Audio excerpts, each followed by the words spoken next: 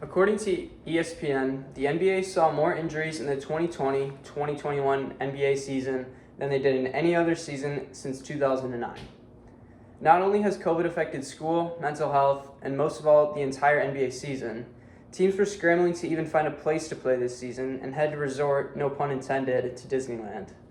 As you guys know, I've always been a fan of the NBA and basketball in general.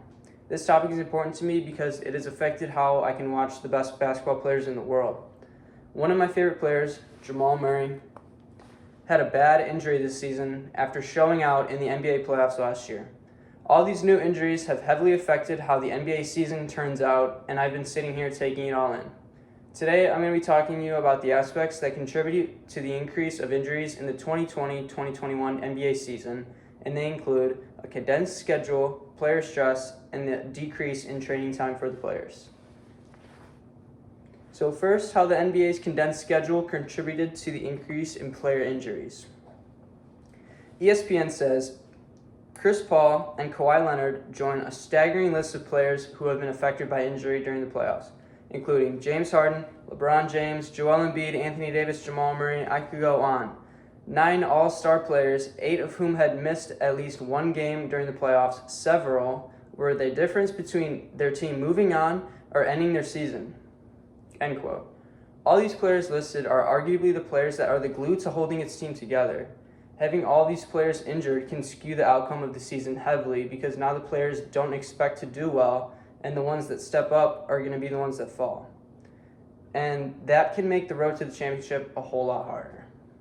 The Lakers had one of the arguably weirdest NBA championships ever in Disney, and everyone thought that they would just steamroll their way to another one this season. Sportskeeda writer Arhan Rehi writes, the LA Lakers' LeBron James was quick to call out the NBA for their careless planning, venting his frustration on social media site Twitter. James had an injury-marred season, and his team, the LA Lakers, went out in the first round of the playoffs this year after winning the NBA championship last season. LeBron is publicly known as the player that speaks for how all the NBA players are feeling, and he always says what he believes in, especially about social justice and current news. And this schedule is as dangerous as it seems. The schedule is almost as dangerous for players compared to recent years, which is very interesting. In my experience of playing basketball in tournaments, I've had to drive from state to state sometimes to play a few games in a day and have to stay somewhere for a night or two. The mental stress of trying to focus on a goal with all this other obstacles in your way has to be difficult for all these NBA players in the bubble and last season. The specific factor that for the condensed schedule is already throwing off the NBA players off their balance, which in some cases adds to the risk of getting injuries. So how have the players' stress contributed to injuries? LeBron spoke about how the mental fatigue has hit everybody this last season. ESPN writer Baxter Holmes wrote, every team has to deal with it, obviously, but with us in Miami Heat going the long haul in the bubble, and then coming right back on short notice this season, it's been draining. He also said, I miss the hell out of my family. My wife, my kids, my mother, and so on and so on. So it's a huge challenge, he said. Balancing all these things while trying to play your best basketball is almost a near impossible challenge. Basketball is a mental sport just as it is a physical sport. If your head is stressed, it will show through how you play.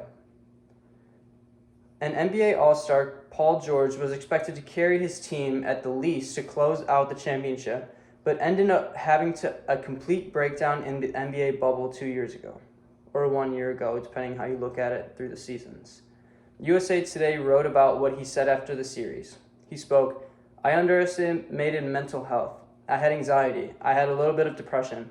Us being locked in here, I was just not here. I just checked out. This is important because he was one of the players that was going to carry his team to the championship, and he let his entire team down just because of the mental stress that affected him in the bubble.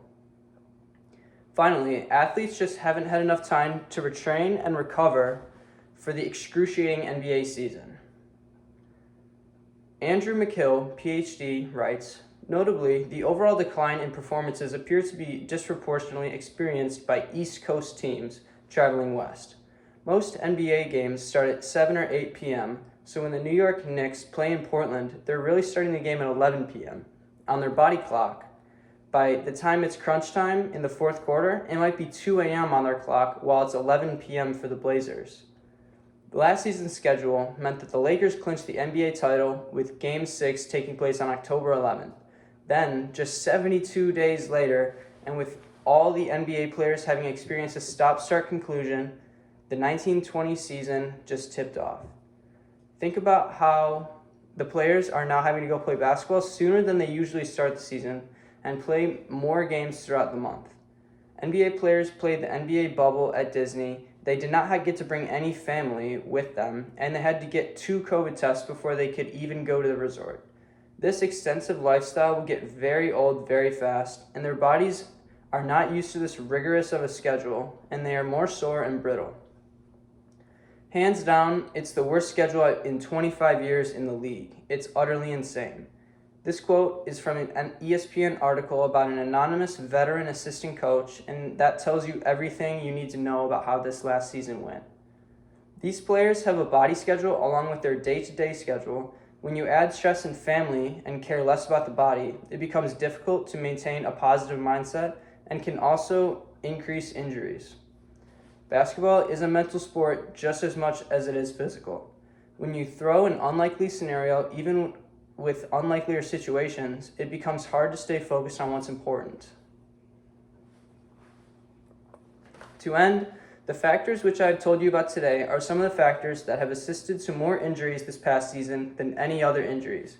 We got to see some teams play that have not had a chance at the finals, finally having a golden ticket because of an opposing team's health and the timing of player injuries.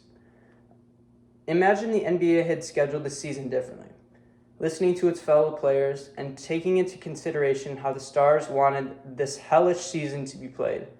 How many of the injuries could have been avoided? If there was a better way for players to express themselves, maybe there wouldn't be too many injuries.